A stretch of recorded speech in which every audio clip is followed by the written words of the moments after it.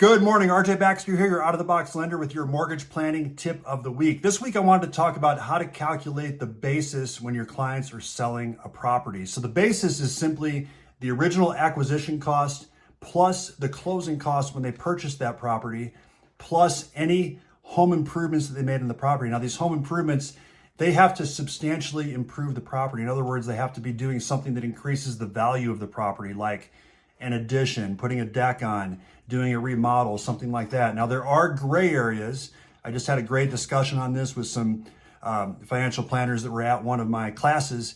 And this is where your professionals come into play. This is where you get your CPA partner involved to really analyze whether a certain improvement is considered part of the basis when calculating that. Now, real estate agent commissions, this is a question I get sometimes.